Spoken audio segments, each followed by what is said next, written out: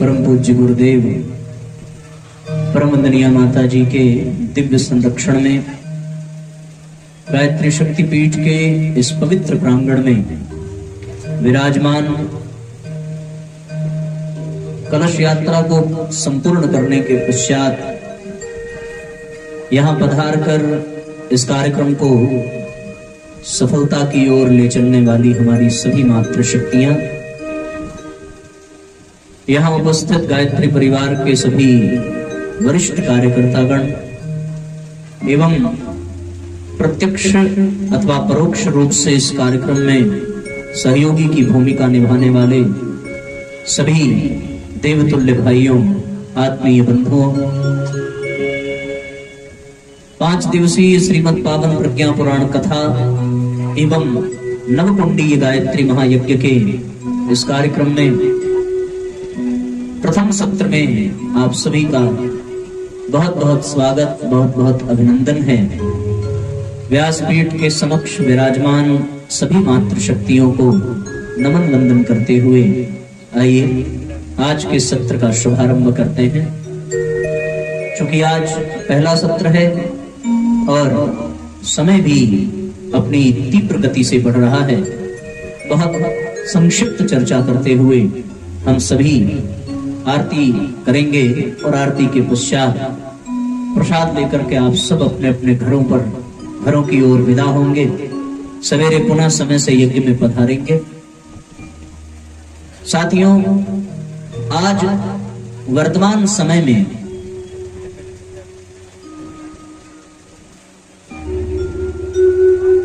उसी को श्रेष्ठ माना जाता है, उसी को पूजा जाता है जिसके पास पैसा होता है। जो जितना धनवान होता है उसके पीछे दुनिया उतना ही भागती है। दीदी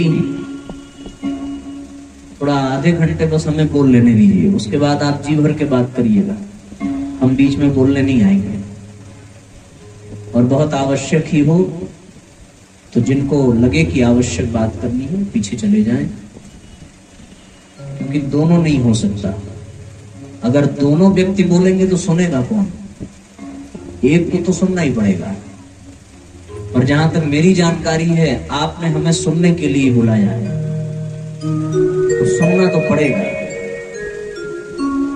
अब तो हम आ ही गए हैं, और यदि आप नहीं सुनेंगे तो हमारा बोलना बेकार हो जाएगा, और ये हमें बर्दाश्त नहीं है। हम आपकी भी सुन लेंगे, जब हम नीचे आएंगे तो आप अपनी सुना लीजिएगा, पर अभी हमें बोल लेने दीजिए। समय का बड़ा अभाव है, तो थोड़ी चर्चा और इस कार्यक्रम की भूमिका बना करके आप सबको विदा करें। इसलिए बहुत शांति से एकाग्रचित्त होकर के बैठें।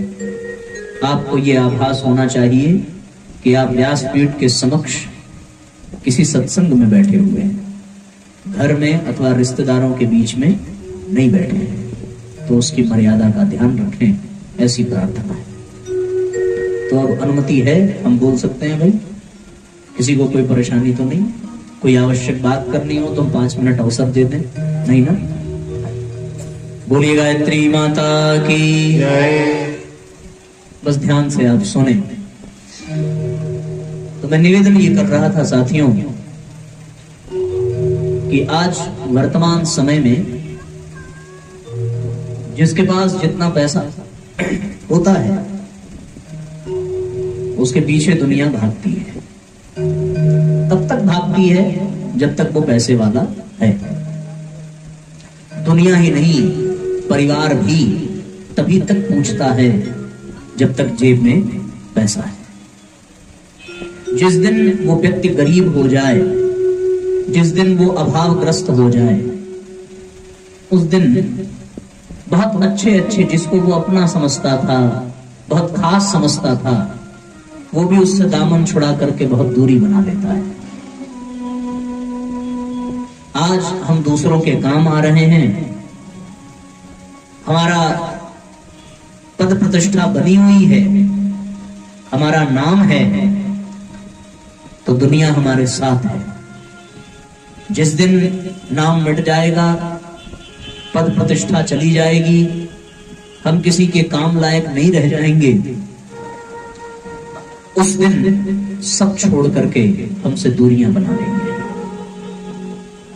ये आभास हर व्यक्ति को होता है, बहुतों ने किया होगा, बहुत कर रहे होंगे और बहुत करने वाले होंगे, इसमें कोई दो राय नहीं। पर आज ये बात कहते हुए मैं ये कहना चाहता हूं कि पैसे से कहीं अधिक कीमत वस्तुओं की होती है, क्योंकि हम पैसा कमाते हैं वस्तुओं को खरीदने के लिए। उन वस्तुओं से हमें सुख मिलता है, सुविधा मिलती है, शांति मिले या ना मिले ये नहीं कह रहा, पर सुविधा अवश्य मिल जाती है। पैसा आया, घर में वॉशिंग मशीन आ गई, सुविधा मिल गई कपड़े धोने की। पैसा आया, फ्रिज आ गया, एसी आ गई, जितने भी साधन है, संसाधन है, वो सब आ जाते हैं। अब वो पैसा, उसकी कीमत इसलिए है क्योंकि उससे वस्तुएं मिल रही हैं। लेकिन जिस प्रकार पैसे से कहीं अधिक कीमती वस्तु है, अगर पैसा कीमती होता तो हम पैसे को ही अपने पास रखते, वस्तुओं को खरीदने में पैसे को खर्च न करते। पर हमने पैसे को खर्च किया वस्तुओं को खरीदने में। ये इस बात का प्रमाण है कि पैसे से अधिक वस्तुओं की कीमत है। कभी कभी ऐसा भी होता है कि उस वस्तु को खरीदने के लिए 2-3 गुना मूल्य भी देना पड़े तो भी व्यक्ति देने से पीछे नहीं हटता। आपने देखा होगा जब कोरोना काल आया और ऑक्सीजन टैंक लेने के लिए और अस्पताल में अलग से केबिन लेने के लिए लोगों ने पानी की तरह पैसे बहाने की मानसिकता बनाई, उसके बावजूद भी उन्हें वो लाभ न मिल सका। ये इस बात का प्रमाण है, पैसा अवश्य एक ताकत है, लेकिन उसकी ताकत तभी है जब उससे हम किसी वस्तु को प्राप्त कर सकें। जिस प्रकार पैसे से अधिक मूल्यवान वस्तु है, उसी प्रकार वस्तु से अधिक मूल्यवान व्यक्ति होता है। यदि व्यक्ति ही नहीं होगा तो फिर वो किस प्रकार वस्तु का उपभोग करेगा। भगवान न करे ऐसी घटना किसी के जीवन में घटे, पर जब कभी भी घटी है, ये प्रमाणित हुआ है, रात्रि के अंधेरे में यदि कोई चोर आ जाए, उचक्का आ जाए, या रास्ते में चलते हुए कोई डाकू, कोई लुटेरा मिल जाए, तो व्यक्ति अपने पास रखे हुए वस्तुओं का मोह त्याग देता है।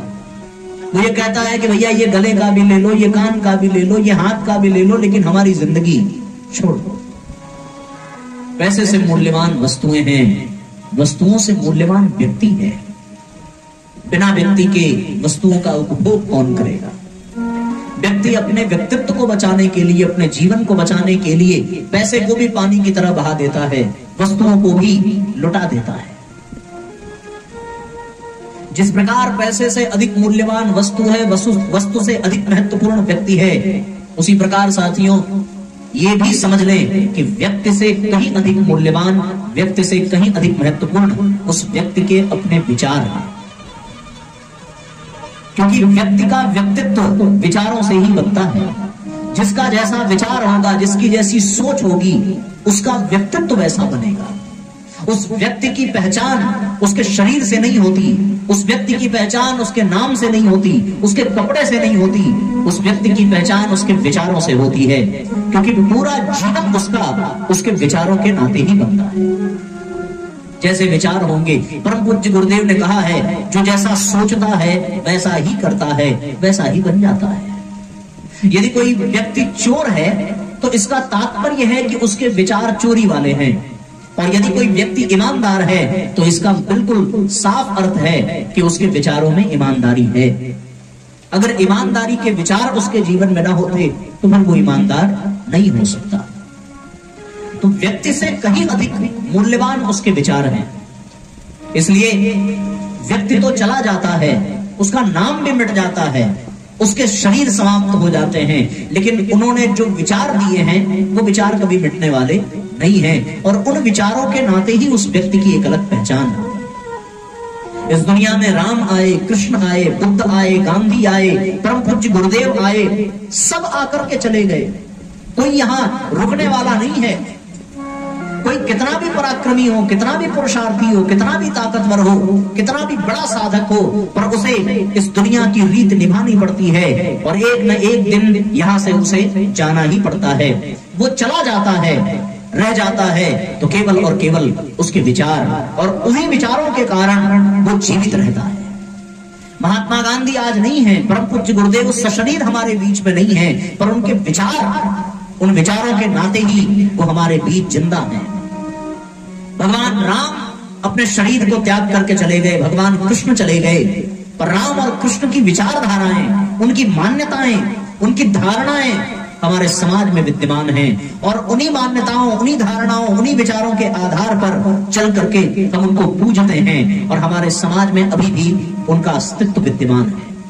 वो केवल इसलिए क्योंकि उनके विचार ही हैं, उन विचारों से उनका व्यक्तित्व बना। यदि हमारा व्यक्तित्व श्रेष्ठ बने तो हमें अच्छे विचार चाहिए, और यदि हमारा व्यक्तित्व बुरा बन रहा है तो इसका सीधा मतलब है कि हमारे विचार ही गंदे हैं। तो जिस प्रकार पैसे से अधिक मूल्यवान वस्तु है, वस्तु से अधिक महत्वपूर्ण व्यक्ति है और व्यक्ति से अधिक महत्वपूर्ण उसके विचार हैं, उसी प्रकार विचारों से भी अधिक महत्वपूर्ण विवेक है। विचारों में श्रेष्ठता तब होती है जब उन विचारों में विवेक का संपुट होता है। बिना विवेक के कोई भी विचार श्रेष्ठ हो ही नहीं सकता। जिस प्रकार से बिना घी के बना हुआ भोजन वंद्य माना जाता है, जिस प्रकार बिना सत्संग के बीता हुआ दिन वंद्य माना जाता है, जिस प्रकार बिना माँ बाप के बच्चा लावारिश अनाथ माना जाता है, जिस प्रकार पत्नी के बिना पति के बिना पत्नी विधवा मानी जाती है, उसी प्रकार विवेक के बिना विचार को विचार माना जाता है। और जहां को विचार है वही नरक है, वही कष्ट है, वही दुख है, वही दरिद्रता है, वही क्लेश है, वही कलह है। इसके अतिरिक्त और कोई कारण नहीं हो सकता। जिस परिवार में सुख, शांति, संतोष, क्षमा, दया, करुणा विद्यमान है, वो केवल इसलिए विद्यमान है क्योंकि उस परिवार में रहने वाले लोगों के विचार श्रेष्ठ हैं। और यदि जिस परिवार में क्लेश है, कलह है, तो उसका एक ही कारण है कि उस परिवार में रहने वाला प्रत्येक व्यक्ति, उसका विचार दूषित है। उस विचार के दूषित हो जाने के कारण उसका जीवन बेकार हो जाता है। कैकेयी ने राज्य तो मांग लिया, कैकेयी ने अपने अधिकार की बात कर ली, पर उस एक विचार के कारण वो जीवन भर कलपती रही, जीवन भर कष्ट उठाती रही। लेकिन राम के विचार इतने श्रेष्ठ थे कि यदि सौतेली मां ही सही वन जाने को कहा है तो एक पल की भी देरी किए बिना मां की आज्ञा का पालन करते हुए वो 14 वर्ष के वनवास को स्वीकार करते हैं। उनका ये एक श्रेष्ठ विचार कि माँ बाप की आज्ञा का पालन होना चाहिए और पिता के वचन को निभाने के लिए पुत्र को भले ही राज्य का त्याग करना पड़े अवश्य कर देना चाहिए। केवल एक विचार राम को श्रेष्ठ बना देता है और कैकेयी के केवल एक विचार उसके जीवन को कलंकित कर देते हैं। युधिष्ठिर आदि जितने भी पांडव हैं, उन सबके मन में क्या भाव है कि मुझे केवल 5 गांव मिल जाएं तो मैं अपने जीवन को बिता दूंगा। और इस एक भाव के, इस एक अच्छे विचार के, इस एक संतोष वाले विचार के नाते वो पांडव पूजनीय हैं, अनुकरणीय हैं। लेकिन दुर्योधन जो ये कहता है कि मैं बिना युद्ध के सुई के नोक के बराबर भी जमीन नहीं दूंगा, वो दुर्योधन कभी सुख, कभी शांति, कभी चैन को अनुभव नहीं कर पाता। हर पल वो परेशान है, बेचैन है। सोने की लंका में रहने वाला रावण सब कुछ है, ऐसा कुछ भी नहीं जो रावण के पास ना हो, लेकिन फिर भी उसके जीवन में शांति नहीं है। क्यों? क्योंकि वो दूसरों की स्त्री को हरण करने की योजना बनाता है। उसकी दृष्टि कहीं और है, उसका चरित्र कहीं और है, उसका अहंकार कहीं और है। इन गंदे विचारों के नाते सब कुछ प्राप्त करने वाला रावण बर्बाद हो जाता है और अच्छे विचारों के नाते ही हर प्रकार के अभाव में रहने वाले राम भी पूजनीय और वंदनीय हो जाते हैं। तो साथियों, दुनिया विचारों का खेल है। जहां सुंदरता दिखे वहां जान लेना अच्छे विचार है। आप अगर किसी शेर को देखें तो शेर को देख करके आपके मन में भय उत्पन्न होगा। क्यों? क्योंकि शेर का जो विचार है वो हिंसा वाला है, वो खूंखार है, वो कर्कश है, वो हत्या करने वाला है, वो दूसरों को मिटाने वाला है। लेकिन यदि आप दूर से किसी आते हुए गाय अथवा गाय के बछड़े को देखें तो आपके मन में भय नहीं होगा, बल्कि आपका ये मन करेगा कि मैं उस गाय के पास जाऊं, उसको सहलाऊं, उससे प्यार करूं, उसको दुलार करूं। वो गाय मातृतुल्य प्रेम देती है। उसके मन में क्यों ऐसा है? क्योंकि उसके मन में वात्सल्य का भाव है, उसके मन में देने का भाव है, प्यार करने का भाव है। छोटे छोटे बच्चे दूर से ही देख करके व्यक्ति के व्यक्तित्व को पहचान लेते हैं। जिनके शरीर से प्रेम की तरंगें निकलती हैं, वो बच्चा दौड़कर उनकी बाहों में बैठ जाता है, और जिनके शरीर से क्रोध की तरंगें निकलती हैं, वो बच्चा उनके पास कभी नहीं जाना चाहता। ये सारा खेल केवल इसलिए है, उनके अपने विचार। जिसका विचार जैसा होता है उसका जीवन वैसा होता है, और विचार तभी श्रेष्ठ होगा जब उस विचार में विवेक होगा। तो इसलिए साथियों, शुरुआत हमने पैसे से की है। पैसे से मूल्य अधिक वस्तुओं का है, पैसे से अधिक मूल्य वस्तुओं का, वस्तुओं से अधिक मूल्य व्यक्ति का, व्यक्ति से अधिक मूल्य उनके विचारों का, विचारों से अधिक मूल्य विवेक का। और विवेक कहां से मिलेगा? विवेक केवल और केवल एक ही स्थान पर मिल सकता है, और वो स्थान क्या है? बिन सत्संग विवेक न हो, बिन सत्संग विवेक न हो, राम कृपा बिन सुलभ सोई, राम कृपा बिन सुलभ सोई, बिन सत्संग विवेक न होई, बिन सत्संग विवेक न होई, राम कृपा बिन सुलभ सोई, राम कृपा बिन सुलभ सोई।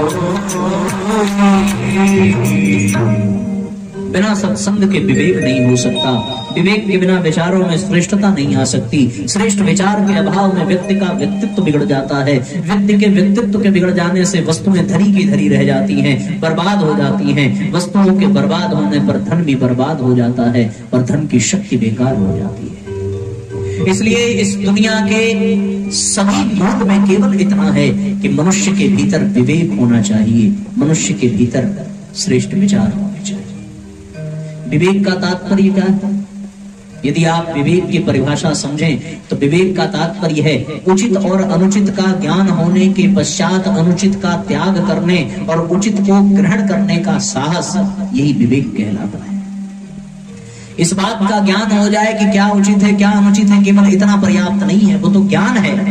लेकिन भैया विवेक वो है जो अनुचित का त्याग करने की हिम्मत प्रदान करे और उचित को स्वीकार करने की शक्ति प्रदान करे, उसको विवेक कहते हैं। आध्यात्मिक भाषा में इसी विवेक को प्रज्ञा कहते हैं। प्रज्ञा का तात्पर्य प्रधान ज्ञान। प्रधान ज्ञान वो जो हमारे जीवन से अधर्म, अनीति, अन्याय, अनुचित को निकाल कर बाहर फेंक दे, और जो न्याय है, जो नीति है, जो धर्म है, जो श्रेष्ठ है, जो उत्कृष्ट है, उसे हमारे जीवन में स्थापित कर दे, उसको प्रज्ञा कहते हैं। और ये प्रज्ञा कब जागृत होगी? जब आपके जीवन में प्रज्ञा पुराण होगा। बस इतनी सी बात के लिए मैं इतनी भूमिका बना रहा था। स्पष्ट जान लीजिए कि यदि राम को जागृत करना है अपने जीवन में तो राम कथा सुननी पड़ेगी, यदि कृष्ण को जागृत करना है तो कृष्ण कथा सुननी पड़ेगी, और यदि प्रज्ञा को जागृत करना है तो प्रज्ञा पुराण सुनना पड़ेगा। ये स्पष्ट जान लेना कि राम को भी आप समझ तब पाएंगे जब आपका विवेक जागृत होगा, कृष्ण को भी आप तब समझ पाएंगे जब आपका विवेक जागृत होगा। अगर विवेक नहीं है तो आपको राम और कृष्ण में भी दोष दिखाई पड़ेगा, और यदि विवेक है तो राम और कृष्ण ही नहीं, जो गलत दिशा में चलने वाले हैं उनमें भी हमें श्रेष्ठता का दर्शन होगा। युधिष्ठिर और दुर्योधन को बुला करके गुरु द्रोण ने कहा कि तुम चले जाओ, दुर्योधन इस नगर में कोई एक श्रेष्ठ व्यक्ति को ढूंढ करके ले आओ। दुर्योधन को भेज दिया, युधिष्ठिर को भेजा कि युधिष्ठिर तुम एक गिरे हुए बुरे व्यक्ति को ढूंढ करके ले आओ। दोनों लौट करके आए शाम तक। दुर्योधन ने कहा मुझे एक भी व्यक्ति ऐसा नहीं दिखा जो अच्छा हो। युधिष्ठिर ने कहा मुझे एक भी व्यक्ति ऐसा नहीं दिखा जो बुरा हो। अपने अपने दृष्टिकोण का प्रभाव होता है और ये दृष्टिकोण का अंतर केवल और केवल साथियों विवेक के नाते होता है। युधिष्ठिर का विवेक जागृत है तो युधिष्ठिर को कोई बुरा दिखाई नहीं देता, और दुर्योधन में विवेक का अभाव है तो दुर्योधन में कोई अच्छा दिखाई नहीं पड़ता। इसलिए हम अपने जीवन में विवेक को जागृत करें, हम अपने जीवन में विवेक को धारण करें, हम अपनी प्रज्ञा को जागृत करें, और वो प्रज्ञा पुराण से ही जागृत हो सकती है। तो एक छोटी सी भूमिका के पश्चात अब हम लोग आपका समय ज्यादा नहीं लेंगे, क्योंकि आप काफी चल करके आए होंगे, है ना, बड़ी मेहनत लगी होगी, और मौसम में भी काफी गर्मी है। कलश को अपने सिर पर धारण किया होगा। वैसे एक बात आपसे कह दूं कि अभी घर का सामान लाने के लिए अगर किसी को एक झोला पकड़ाया जाए और वो बाजार घूम करके वो सामान लेकर के आए तो उसके चेहरे पर बड़ी गुस्सा, बड़ी उदासी, बड़ा पसीना और बड़ा खिन्न रहता है वो व्यक्ति, और घर आने के बाद ताना भी मारता है, हमसे ये सब काम नहीं होगा, तुम खुद ही मार्केट जाया करो, ये सब सामान हम नहीं लाएंगे, रोज रोज का नाटक तुम्हारा, ऐसे बोलते हैं। पर जो लोग ऐसा करते हैं वही लोग आज यदि कलश लेकर के निकले और इतनी दूर की यात्रा की और फिर भी चेहरे पर मुस्कुराहट हो और शरीर पर पसीने की बूंदें ना हो और मन में संतोष हो और थकान के बावजूद भी बैठ करके भावपूर्वक आप किसी को झेल रहे हो, तो इससे बड़ा सौभाग्य और क्या होगा। ये कब हो सकता है? जब जीवन में विवेक का जागरण हो। आप सबका विवेक जागृत है, इसमें कोई दो राय नहीं है। उसमें थोड़ा परिष्कार, थोड़ा संशोधन इन कथाओं में और भी हो जाएगा। एक और मजे की बात आपसे कह करके फिर अपनी बात को विराम दूंगा कि साथियों, कलश को गोद में धारण नहीं किया जाता, कलश को कंधे पर धारण नहीं किया जाता, कलश को पीठ पर धारण नहीं किया जाता। कलश को धारण करने का केवल एक ही स्थान है, और वो स्थान कहाँ है? हमारा मस्तक। और मस्तक में ही विवेक विराजमान होता है, मस्तक में ही प्रज्ञा धारण की जाती है, मस्तक में ही बुद्धि धारण की जा सकती है। तो इसका एक और तात्पर्य ये है, हमने कलश को धारण किया, इसका मतलब क्या हुआ कि हमारे मस्तक पर, हमारे मस्तिष्क में हम विवेक को, हम प्रज्ञा को, हम सद्बुद्धि को धारण करने का साहस, धारण करने की सामर्थ्य रखते हैं। और आने वाले 2-3-4 दिनों में जब हम लोग प्रज्ञा पुराण को विस्तार पूर्वक सुनेंगे, समझेंगे, तब परम पूज्य गुरुदेव के विचारों से जुड़ करके अपने मन मस्तिष्क में प्रज्ञा को जागृत करेंगे, विवेक को जागृत करेंगे, और हम सबका जीवन शानदार बनता चला जाएगा।